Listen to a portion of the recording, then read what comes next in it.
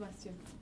Okay, so without further ado, we'll kick off our discussion today, which is about implications for international and European climate policy as a result of the recent COP climate negotiations that took place in Poland. We are really delighted to have three excellently informed and implicated speakers who will be able to provide some very interesting insights, I'm sure. First speaking will be Jake Werksman, who's Principal Advisor from the European Commission at DG Climate Action. Next we will hear from Ulriikka Aarnio from the Climate Action Network Europe. And finally Harro van Asselt will provide his perspective from the University of Eastern Finland. Each speaker you are welcome to have 15-20 minutes, and then we'll take some questions and discussion at the end. So Jake, the floor is yours. We're looking forward to hearing what you have to say. Thanks very much. Well, as usual at these events, I'll be speaking in my personal quasi-academic capacity, although I did play a role in the negotiations as one of the European Union's lead negotiators for the Paris rulebook. I'm going to try to start at a very high level and then move quickly down to some specific details, because what Katowice was about was that range of efforts to impact perceptions about the direction that climate change policy is moving at the international level. And in doing so, we'll probably go through some of the details in a way that won't be immediately possible to absorb. But in doing so, just to give you a flavor of the challenge that the negotiators faced in moving between the political and the detailed. So what Katowice was about overall, as you know, is the most important climate event in terms of the design of the international regime since the Paris Agreement was agreed in 2015. And it was really aimed at achieving momentum overall, a sense of perception that all these high-level political commitments that parties have been making to Paris since Paris was agreed was being taken seriously by governments. And it was seeking to do this in two ways. One was through the completion of what's called the Paris Rulebook, the details of which I will get into in a moment. And the other was to provide a forum for a number of very important political events that took place in Katowice. Very significantly, the Talanoa Dialogue, which was an opportunity for parties to reflect on the level of ambition that exists in their current nationally determined contributions under the Paris Agreement, and to do that in light of the latest science, and in particular the IPCC's report on 1.5 degree pathways. The second was an important series of events on pre-2020 ambition, so parties not so much looking forward at the implementation of Paris, but looking back at the commitments that they've made previously, both to reduce their emissions, but also for the richer countries to support developing countries through the provision of finance. And then thirdly, there was a high-level ministerial event on climate finance generally, which was again another chance for donors to say that they continue to be committed to support the poorest and most vulnerable countries in implementing the Paris Agreement. So those political events were an important framing for the detailed negotiation on the rulebook, but both were intended to show that the world is behind, committed to, and showing momentum behind the implementation of Paris. I'm going to focus primarily on the rulebook. That's where I spent most of my time, and frankly, I haven't yet had a chance to reflect back on the specific decisions, but more importantly, the political messages that were sent by parties in the context of the political events, and maybe other panelists were watching that part of the process more closely and can fill us in on that. So it's been 3 years since Paris, but it's been almost 30 years since we started negotiating an international global regime on climate change. And the rule book, the development of the rule book really is hopefully a bit of a culmination of a set of political and legal arguments that have basically focused on who is prepared to do what in the context of making commitments and following through on those commitments at the international level. The rulebook is critically important to the Paris Agreement for two essential reasons. One, it gives a degree of top-down direction in terms of how parties will implement their commitments in the context of an otherwise largely bottom-up regime, where countries have essentially designed for themselves, without negotiating with others, the level of commitment and ambition that they will have in terms of reducing their emissions and providing support to other countries. So it gives that essential top-down element. This is when people refer to the importance of a multilateral rule-based system. This is the source of those multilateral rules as they apply to climate change. The second important part of these negotiations is that they needed to maintain the delicate balance of commitments that parties undertook in Paris at a general level through the expression of specific rules. That means they were essentially, in many ways, interpreting what they agreed in Paris, generally, in a more specific context. And that's critically important, because if we don't have a common understanding of what we signed up to in Paris, then we'll look forward to years of chaos in terms of the implementation of that agreement. So the rules were very important in terms of achieving that as well. So what do the rules essentially do? They essentially seek to fill in the gaps of Paris in three key functional ways.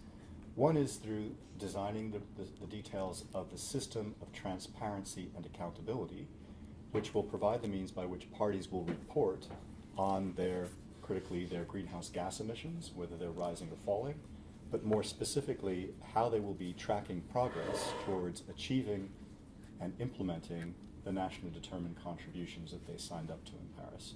So it's a transparency regime, but also with the completion of that system, with an Article 15 committee on implementation and compliance, it also holds with it the system a degree of accountability as well. So transparency and accountability in terms of implementing what the commitments that they've signed up to is a key contribution that the rules will make to the system. The second key element is what people refer to as the ambition cycle under the Paris Agreement. So how will the international community on a 5-yearly basis assess our collective progress towards the goals on the basis of individual performance, but assessed collectively, and then reflect back a political impulse to the parties in terms of how they must raise their ambition, so the targets that they have contained in their NDCs on a regular basis. That's what we call, under the Paris Agreement, the global stocktake, and the specific design elements of that global stocktake were essential to completing the ambition cycle under the Paris Agreement. So those were the two of the key pieces that the rule book provided in terms of filling in the details. A third piece, which is particularly important for countries that want to participate in carbon markets, whether it's through the international trade of allowances, or it's being able to get credits for investments in projects made in countries that reduce emissions. That aspect of the rules was not completed in Katowice, and so still more work is to be done on that. But that was another essential element of what the rules were intended to contribute. So, what makes this negotiation so challenging? Why is it that the three of us are so exhausted?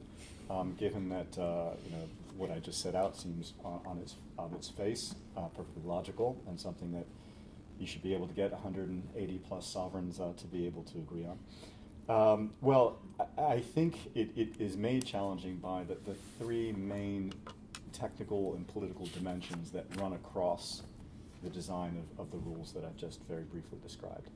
One is the challenge of balancing differentiation with transition. So, as you all know, the climate change regime has progressed over time thus far by maintaining clear distinction of categories between developed and developing countries. Paris sought to break that mold, to produce a regime that was applicable to all countries, and to remove that categorical differentiation between developed and developing countries that existed in the Framework Convention and the Kyoto Protocol.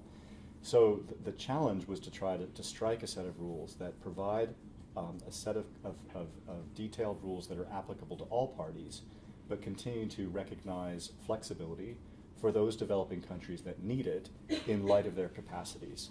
So the flexibilities of the rules are now no longer divided categorically between developed and developing countries, but they are provided to those developing countries in specific circumstances where they need that flexibility in light of their capacities. That required a lot of detailed negotiations as to how to get that balance just right in the design of the rules, and I'll come back to some specific examples of how we struck that balance. The second main challenge, in addition to differentiation and transition, is about scope. There continued to be, after Paris, a lot of divisive argument about how these rules should apply differently to the commitments that parties made with regard to mitigation, to cutting their emissions, to providing finance, to supporting others, and then with regard to adaptation, how countries are preparing for the impacts of climate change. And each time those parties that were primarily concerned to see the regime push for the reduction of emissions tried to strengthen the rules on transparency and accountability around mitigation, there was a pushback from other countries, primarily developing countries, asking for more specific and detailed rules on finance and, in some circumstances, on adaptation as well. So the negotiations also had to strike this balance between the scope and coverage of the transparency and accountability and global stocktake and emission cycle aspect of this rule, as they would apply to the drive to cut emissions, as well as the drive to provide support and the drive to become more resilient. And then finally, the third dimension that cuts across the politics is the balance between the robustness of the rules, how strong are they going to be, how much top-down impulse are they going to provide by harmonizing what it is that countries are required to do, and the need for ongoing flexibility, not just with regard to developing countries, but with regard to all countries that are concerned a bit about sovereignty and being overly exposed to transparency and accountability in the context in which they're making commitments out to 5 or 10 years into the future, and where many of them, unlike the EU, have very little practical experience in designing domestic policies to achieve those outcomes. So robustness, sovereignty, and flexibility was a third dimension of what we were negotiating. Now, I don't have much time to get into the details, but let me just touch very specifically on the kinds of questions that I believe that we were able to answer in the course of designing the rule book. The first is about what essentially is an NDC, a nationally determined contribution. What is its scope, and to what degree does a country have to be clear when announcing its targets, what its targets comprise of in terms of specific policies? We now have I think a very clear set of guidance in terms of bringing greater information, transparency, and clarity to what it is that NDCs must contain. We managed to bring greater clarity to those rules. We managed to restore to those rules a mandatory element. So the guidance within the Paris rulebook says that parties shall follow the guidance, but we maintained a degree of flexibility by saying that shall as applicable to the NDCs, which essentially allows the great diversity of NDCs that are contained and attached to the Paris Agreement to determine which of those mandatory rules will apply to which type of NDC. So there is discretion that's based on NDC design, but obviously also the party must make a choice when looking at those rules, which of them are applicable to its particular circumstance. The second question that had to be answered was, are these rules bifurcated? So is there a separate set of rules for developing countries than for developed countries in the way in which they have to announce the detail of their commitments? And to the answer to that question, largely within the rule book, is no, they are not bifurcated. There is only one provision that's carried over from the Paris Agreement into the rule book that allows for bifurcation, and that is an expectation that developed countries will have economy-wide absolute emissions reduction targets, as Paris says, whereas developing countries need to move towards that type of NDC over time, and that provision, which is in Paris, is repeated verbatim within the rule book as well. A third question that the rules would need to reply to in terms of the transparency and accountability around countries' commitments is how clearly must the guidance be expressed. And you can now see a great deal more content in terms of the rules on reporting and accounting for NDCs than was previously provided for in Paris and in the decisions around Paris.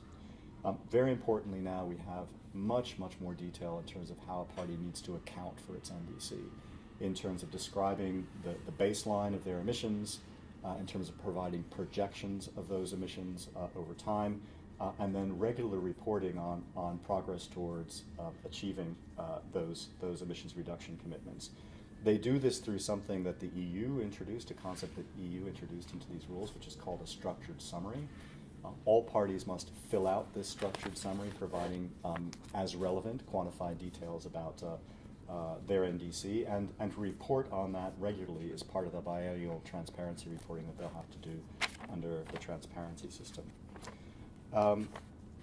I won't go much more into the details of the longest and most technically rich aspect of the rulebook, which is the operation of the transparency system, other than to say it basically has two elements to it.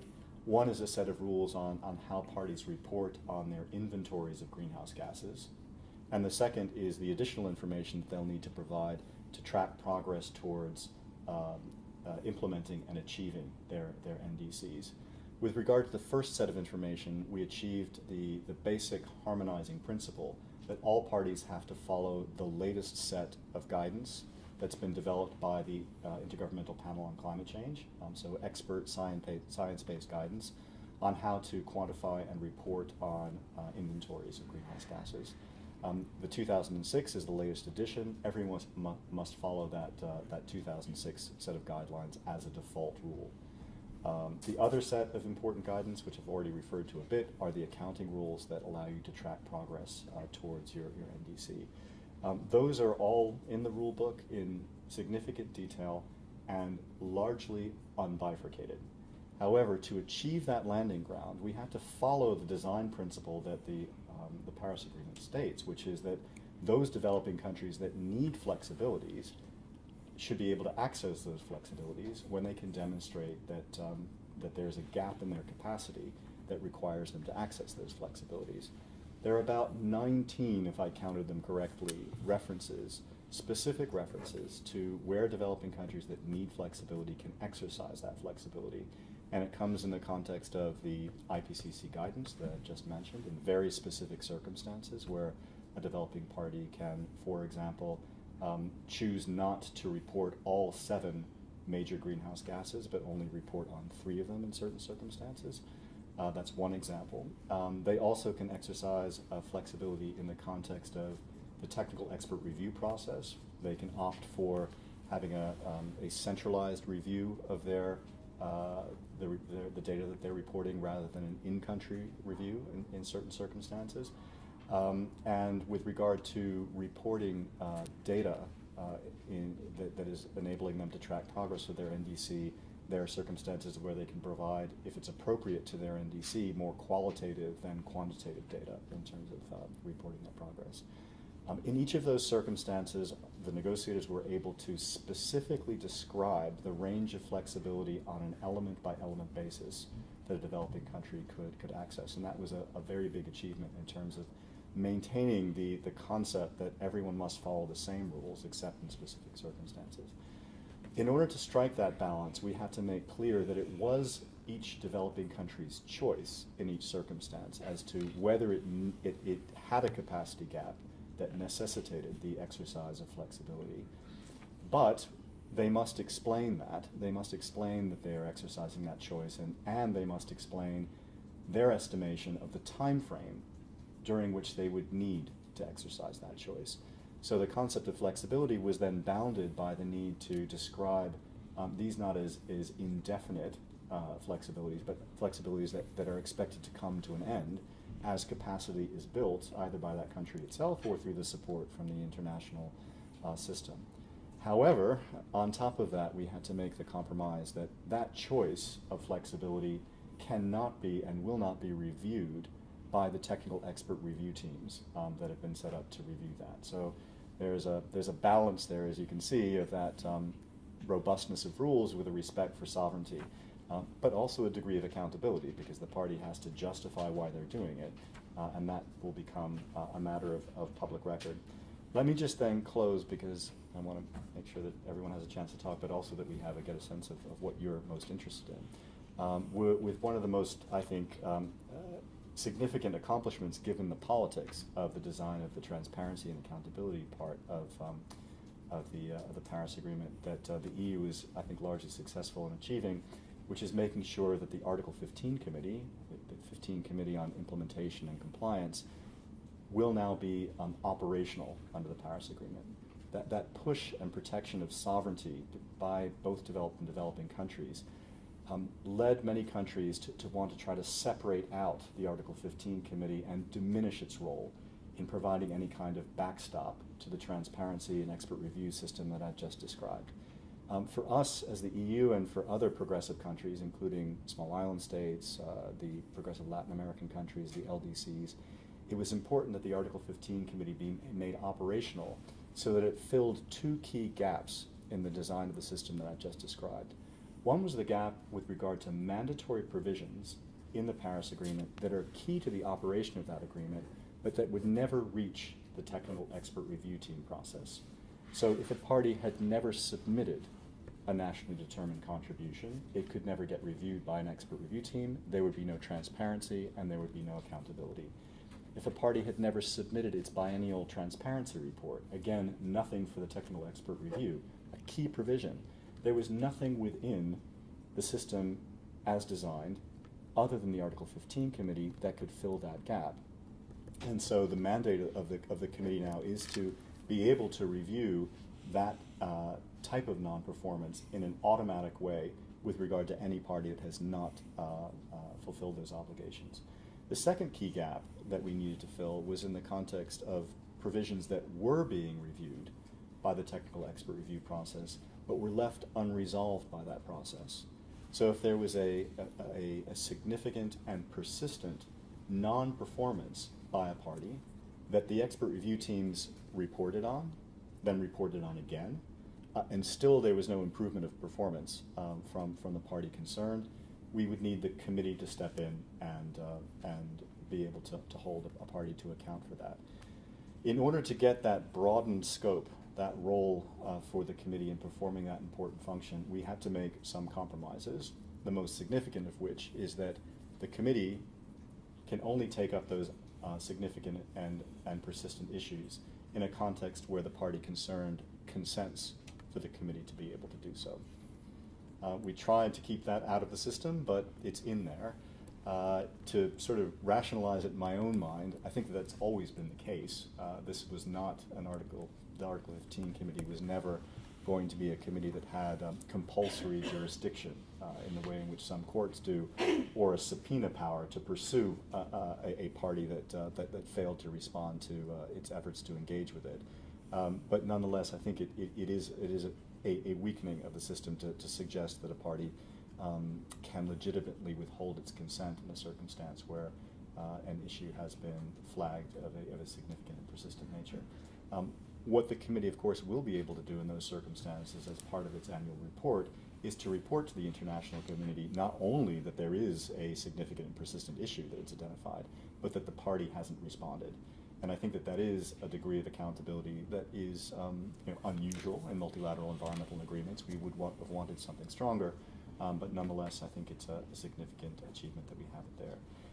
So let me stop there, acknowledging that I haven't really touched upon the ambition cycle, the global stocktake, but maybe my colleagues would want to focus on that a bit, or some of the other issues that were controversial throughout the negotiations, one with regard to loss and damage, which was an issue that was of great importance, particularly to vulnerable countries where we've made some significant accommodations in terms of departing from what was agreed in Paris to include discussions of loss and damage in the context of both the global stocktake and in the context of the transparency system.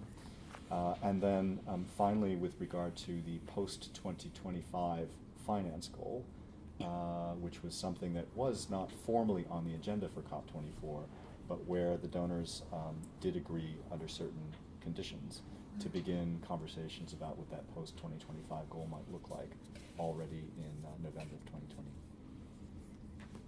Thank you very much, Duke. Thanks. Thank you.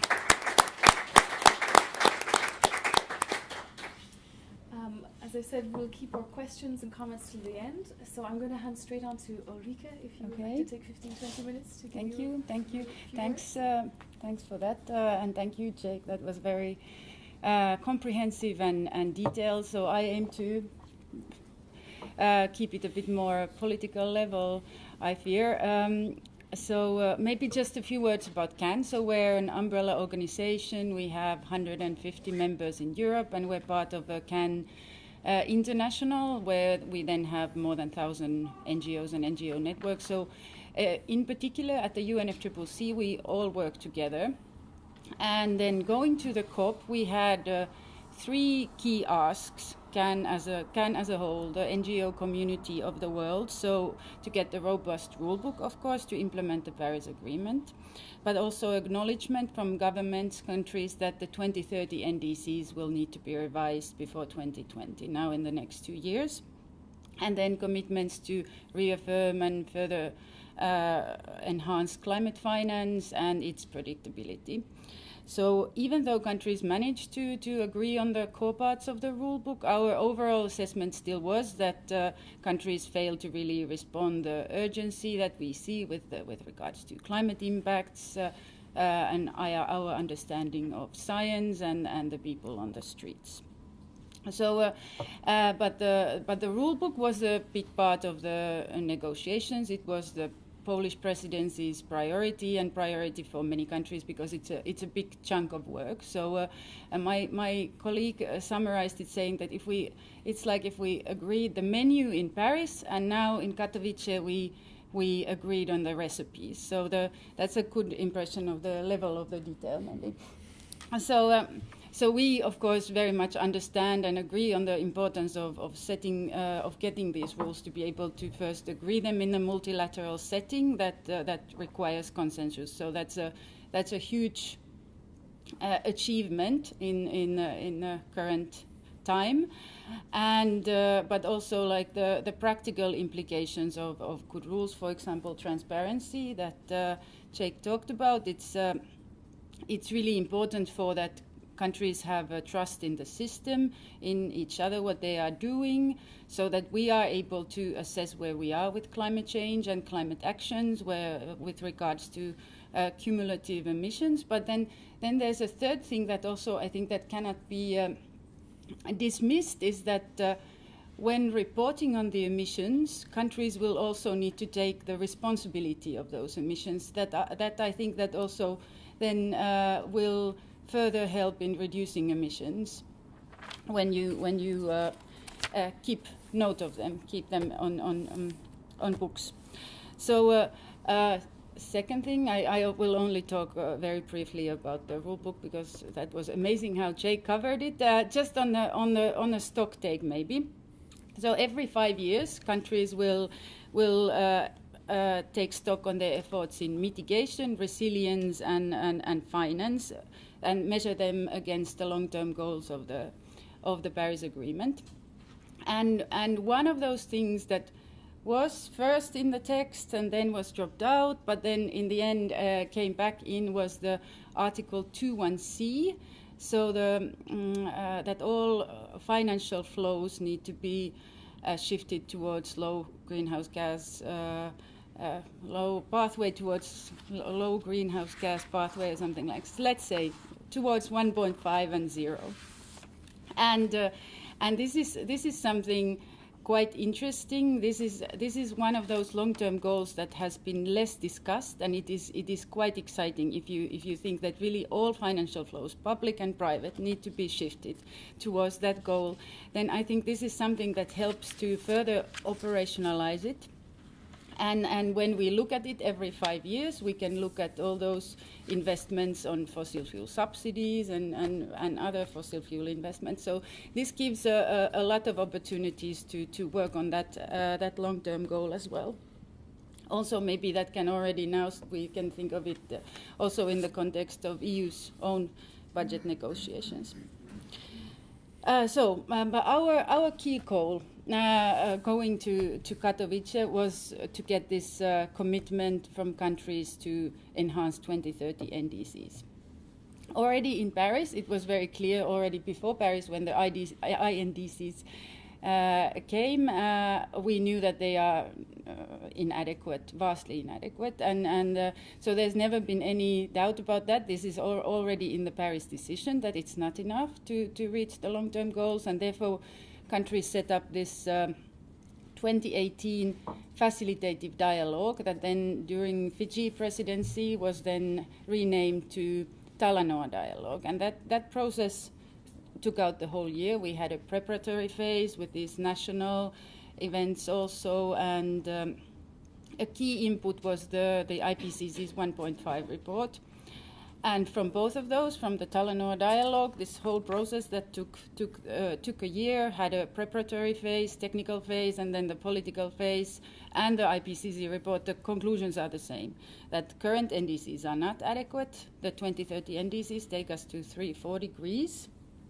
1.5 is really the more appropriate goal. There's very few have the guts to say that well below 2 would be more appropriate. So it has gotten this year very clear that the 1.5 is the real goal that the countries are now aiming towards, that the urgent action is the key. This is still all possible, but the problem is the lack of political will, and to quantify the scale.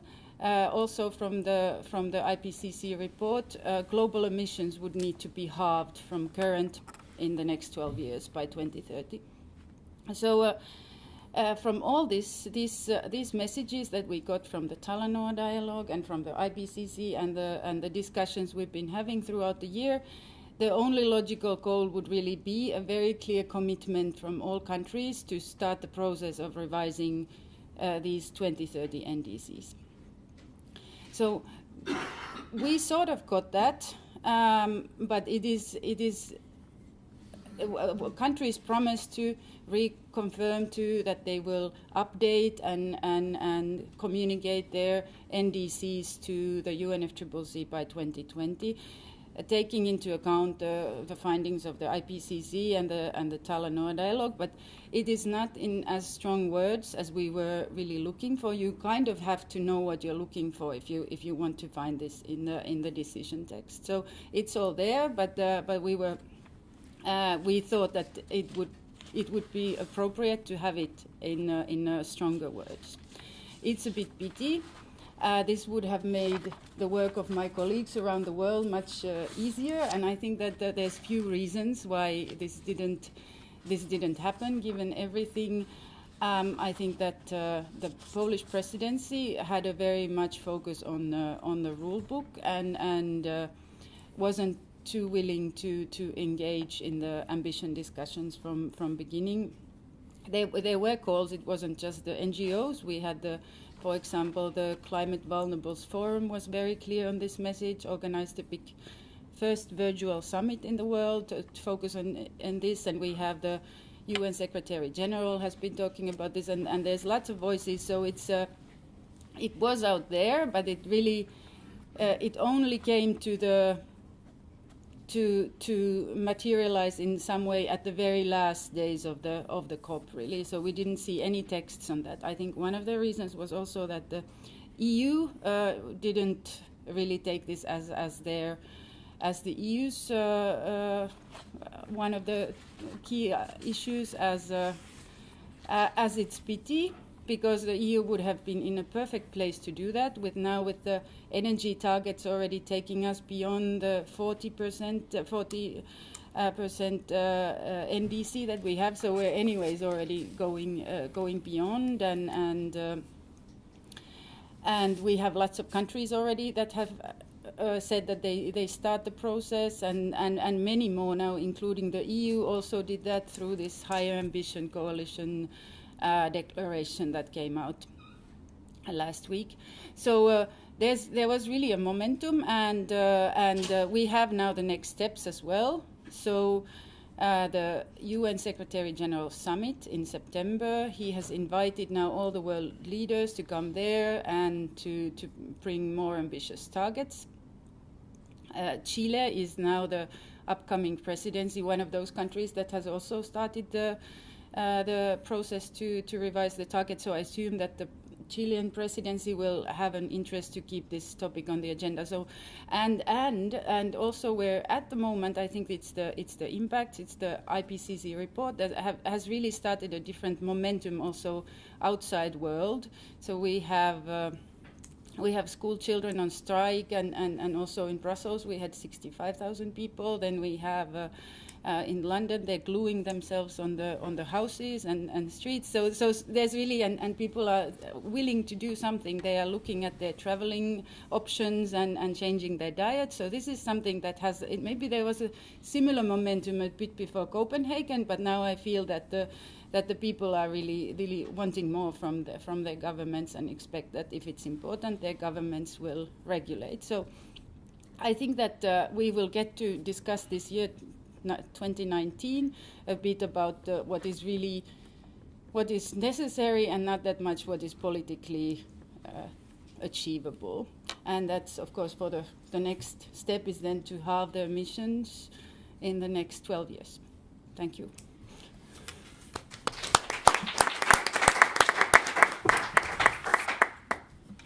Thank you, Ulriikka. Also, thank you for highlighting the ambition discussion as well. There already is two nice parts of the discussions that took place that are highlighted. And Harro, now I welcome you to speak for 15-20 minutes. Right. Thanks, Claire, and thanks, Sebastian, also for inviting me. I hope to have some complementary reflections on some of the points that Ulriikka made. I will possibly repeat a little bit. But maybe a reflection on a panel like this, because this is not the first time that I'm on a panel like this, and I'm sure that Jake every year is on a panel like this, or several of them. And usually I come back from a COP and I'm being asked, so what did you think? What was achieved? And people will look at the media headlines and think, well, was it a good COP or was it a bad COP? What came out of it? And usually I'll try to come up with a measured answer and say, well, this was good and this was maybe not so good. And I'll try to be optimistic and say the glass is half full. This year, I think for the first time, I'm realizing that there's two glasses. So this is the first glass, and I would say it's a little bit more than half full. It's almost 2/3 full. And I would say that's the glass of the international climate regime. It's the glass of basically the international climate regime as an enduring institution. And I think a lot of the reasons for me why this glass is more than half full is what Jake already explained about the compromises that have been made in the context of the rule book, and a lot of the issues that have been resolved after Paris. So Paris already in itself was a very important affirmation of the importance and the value and also the victories of multilateral climate diplomacy. And I think lots of people, especially in this time of political adversity, we have the Trump administration, we have a new administration in Brazil, which is not necessarily in favor of climate action, to put it mildly. We have the COP being held in one of the major coal-producing regions in Europe. So that all of the signals for coming into this COP were not necessarily great. Of course, there were signals about the urgency, and I will talk about that in a second as well, but the signals were not necessarily great. So I think in that sense, knowing the limitations, knowing the background, but also knowing the 30 years of contestations about issues such as differentiation. This is for me one of the main reasons why I see the glass as half full. Obviously, that doesn't mean that there are no issues, for example, with the rulebook. And I'm sure that my colleagues will know about these issues themselves as well. And Jake already mentioned a few. So we have no rules yet on Article 6. But then, of course, we could say, well, at least it's better to have no rules than have rules with massive loopholes in them. Climate finance accounting, which is not yet talked about really, but there's still a lot of discretion in the accounting for climate finance for developed countries, where it's actually not going to be entirely clear how much finance is really provided, how much money is really being transferred from the north to the global south. The transparency framework, Jake already explained it in a lot of detail, but one thing I might add is that the framework, perhaps not surprisingly, does not assess the adequacy of the NDC, does not assess the appropriateness of the NDC, and likewise also does not address the adequacy of financial support. The stocktake, and Ulriikka mentioned this already, I fear that at the moment the design there are some interesting and useful parts of it, but there's no clear output that will go back to parties, which will then result in increased ambition of future NDCs. So there's no clear mechanism as related to the ambition cycle that Jake mentioned, where we can see that countries will have to progress and that they show how they will progress. So I think also there we can still see some improvements. And finally, this is an issue I've been working on in the past, is that the role of non-state actors or non-party stakeholders in UNFCCC jargon is relatively limited across the rulebook. There are some provisions here and there, but overall I had hoped for more. And of course, I have a long wish list. Anyway, but to go back to the main point, I think the adoption of the rules themselves is a major achievement. I think it is also an achievement in the sense that it has brought countries together. I think it will prevent countries from jumping ship. And even the one country that has announced that it will jump ship, I have a feeling that these rules will be sufficient to get them back on board, given a new administration. So... and then I could have more positive things to say, but I'll share them with Jake afterwards about some of the balances struck in the rulebook. I really think that there were some very creative lawyers and other people in the rooms to come up with these compromises that he already described. But then we have the other glass, and I'll just have a sip. The other glass is the glass of effective climate protection. And indeed it is getting empty. We're almost seeing the bottom. It's the glass of effective climate protection. So here we have this year we have record carbon emissions. We have increasing carbon emissions. We have warnings from the IPCC that every fraction of a degree matters. We have a large gap, the Europe emissions gap report coming out, a large gap between the NDCs and what needs to happen to stay well below 2 degrees or below 1.5 degrees. So if you look at it from that perspective, yes, the glass is getting pretty empty. But I guess what I want to say is that it's actually, you need to separate these two glasses. Yes, political ambition is insufficient, but that doesn't mean that the international process as such is failing. It means that countries themselves are failing. It means that businesses, investors, and non-state actors are not doing enough. And what I appreciate about the moment where we're at is that we can actually refocus that attention back to the capitals, back to Brussels, back to the companies that make the decisions, and put the pressure on them where it actually matters. So, having said that, there's basically some broad introductory remarks. I think I was also asked by the organizers to reflect on a few priorities and roles for the EU. So I wanted to highlight a few things that I think are going to be important in the coming year, but also more important in the coming years moving forward. So the first relates to ambition, the second relates to implementation of the rulebook, and the third relates to more broadly transformation. So with regard to ambition, and these are some of the points that Ulriikka already made, clearly we need more ambition. And clearly Katowice would have been a great moment for the EU to step forward and to basically try and convince other countries to increase their ambition. To some extent, of course, that already happened. And Ulriikka mentioned the High Ambition Coalition Declaration. And there is a signal that the EU will step up next year. Great. But obviously, and the EU will be the first to acknowledge this, the EU itself is not sufficient, and also the LDCs and the SIDs that are part of that are also not sufficient. So it will be very important in the coming year to also try and get other countries that are maybe still on the fence back into this coalition. So we're thinking of countries like Japan, which is also hosting the G20 next year. Thinking of countries like Australia, which might have a new government in a few years, which might be more inclined to take climate action. So there should be an effort to make sure that there will be more countries, that this coalition broadens in the course of next year, by the time we get to the UN Secretary General Summit and by COP25 in Chile. The other thing will be important is to convince not only the LDCs, so the least developed countries and the small island states, to take action because they are very much willing to do so, but also the emerging economies. But then, of course, we also they will look, as Jake explained, they will look at, well, where's the finance, where's the support? So it will be very important in the coming year to have very clear, very strong signals about strengthening and scaling up the levels of support towards these countries. And in that way, it might be possible to also get more of these countries on board in such a coalition.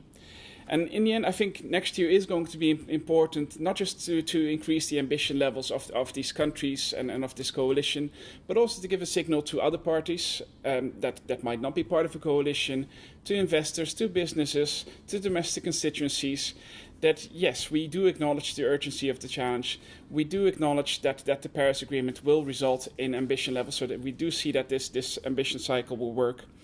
And ultimately also that the transition that we need is inevitable. So moving on to the second point, which relates to the implementation of the rulebook. And again, I feel that especially when we talk about the rules on reporting and review, the rules on transparency, I think there's much to appreciate. But I also think that there's one thing that has been a little bit ignored, and it's maybe not necessarily something that you can do in the rules themselves, but I haven't seen much discussion around the rule book either, and that's the financial and human resource implications of actually putting this in practice.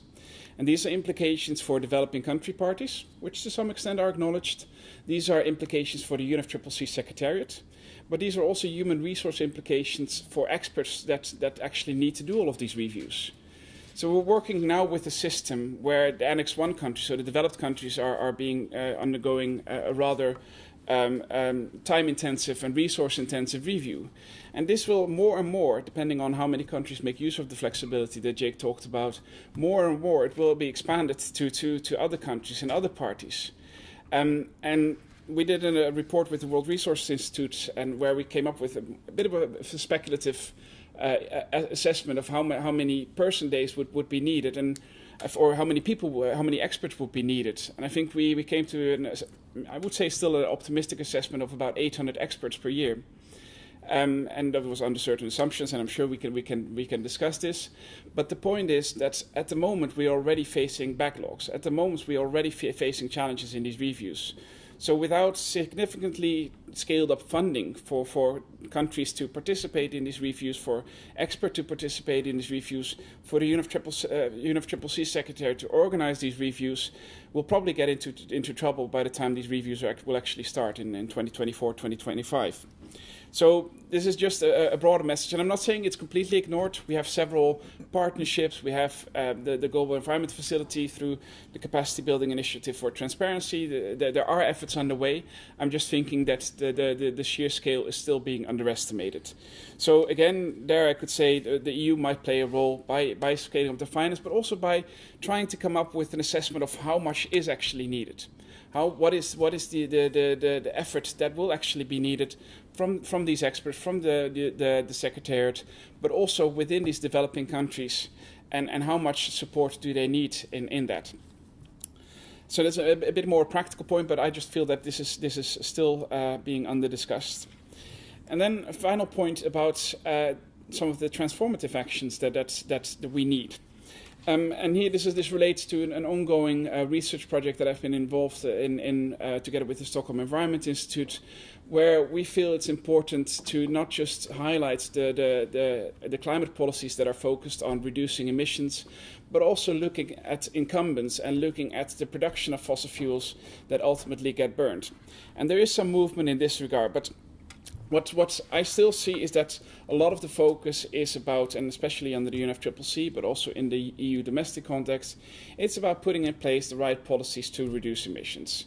The EU ETS, Renewable Energy Directive, Energy Efficiency Directive, and so on, which are all great and important, and they need to function well, but they only address one part of the problem. And I think that there's more to be done, and more to focus on the role of the incumbents, and trying to make sure that if we're moving away from fossil fuels, we start with fossil fuel production as well as fossil fuel consumption.